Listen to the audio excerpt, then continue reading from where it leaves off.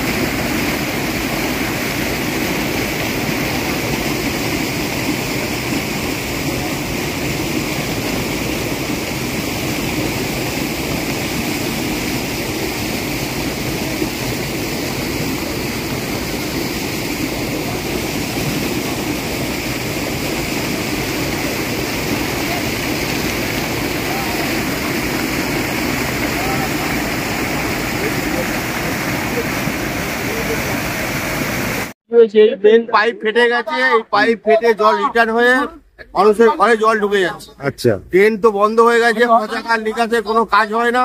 রাস্তার গ্যাসের চাপে পচাখাল বন্ধ হয়ে গেছে। আচ্ছা, এসব কোনো কাজ হয় না।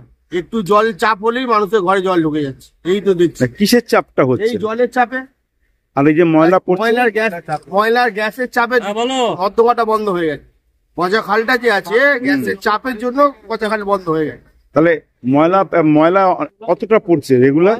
ডেলি রেগুলার 300-400 গাড়ি তো পড়েই যায়। তাহলে এটা সে চাপ নিতে পারছে না। না, এই জায়গায় আর চাপ নিতে পারছে না। একদিকে ক্লিয়ার করছে, একদিকে ময়লা করছে, চাপ কোথা থেকে করবে? তা আপনার আসছে কর্পোরেশন থেকে লোকজন এসে দেখছে? লোকজন তো আসছে, এই তো কন্টিনিউ কাজ হচ্ছে। ময়লা এখান থেকে তুলে নিয়ে যাচ্ছে, আবার পড়ছে।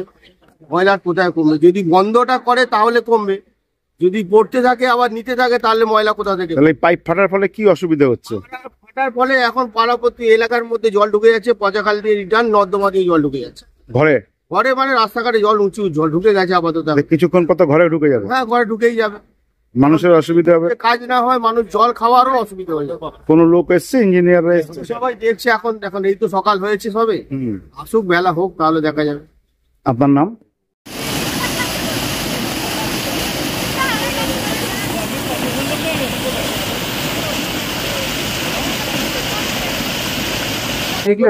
সমস্যার কারণের জন্য হয়েছে একটা ম্যাসিভ কিছু এখানে ন্যাচারাল কিছু ঘটেছে, যার জন্য পাইপটা ফেটে গেছে। মেন জলের 1500 ডায়ামিটারের যে পাইপ, তারপরে আপনার তার সাথে রাস্তা বিভিন্ন জায়গা ক্র্যাক করেছে। একটা বড় সড়ো প্রবলেম ঘটেছে। তো সেটার জন্য আমাদের ইঞ্জিনিয়াররা, আমাদের দপ্তরের তো ইঞ্জিনিয়াররা রয়েছেন, এছাড়াও কেএমডি এর যারা আধিকারিক তারাও আসছেন, তারা এসে যাবেন শীঘ্র। এবং হয়তো পাইপ রিপ্লেস করতে হবে আমাদের যেটা ধারণা, তাদের সঙ্গে কথা বলে সেটা আমরা স্থির করব। এছাড়া আমাদের যে কনজারভেন্সির যে গাড়িগুলো ওই রাস্তা দিয়ে আসে, ওটা যেহেতু ব্লক হয়ে গেছে সেই জন্য গাড়িগুলোকে আমাদের রিরুট করতে হচ্ছে। মানে এপাশে ঝিল রোড দিয়ে এসে এপাশে ট্রেঞ্চিং গ্রাউন্ডে পৌঁছচ্ছে। তো সেটার জন্য হয়তো কনজারভেন্সি আমাদের যে সার্ভিসটা অল ওভার হাওড়া, সেখানেও, কারণ সময়টা অনেক বেশি লাগবে গাড়িগুলোর আসতে, তো কিছুটা হয়তো এফেক্টেড হতে পারে। বাট আমরা চেষ্টা করব যত তাড়াতাড়ি সম্ভব এটাকে ঠিক করার। আমাদের এখানে আমাদের ভাইস চেয়ারম্যান ভাই সৈকত চৌধুরী আছেন, আমাদের সমস্ত আধিকারিকরা বন্দ্র সাহেব থেকে সুদীপ্ত গুহ যারা আমাদের দপ্তরের প্রত্যেকে রয়েছে। তো আমরা সকলের মিলিত প্রয়াস, কিন্তু সমস্যাটা বড়, সেই জন্য হয়তো একটু সময় লাগবে, বাট আমি টাইম ওভাবে আপনাদের বলবো না, বাট আমরা চেষ্টা করব যত তাড়াতাড়ি সম্ভব ব্যাপারটাকে মেটানো। মূলত উত্তর হাওড়ার কিছুটা এফেক্টেড হবে, আর আপনার শিবপুরের বিধানসভা কেন্দ্রের কিছু ওয়ার্ড এফেক্টেড হবে। যেখানে যেখানে সমস্যা হবে সেখানে আমরা জলের ট্যাঙ্কার পাঠানোর ব্যবস্থা অলরেডি করেছি।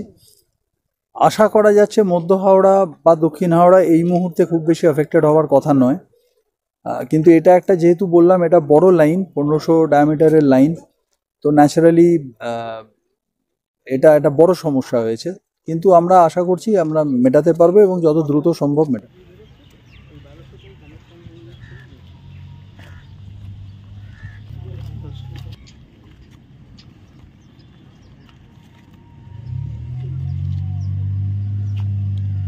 লাল গেঞ্জিটা পরে এদিকে না, এদিকে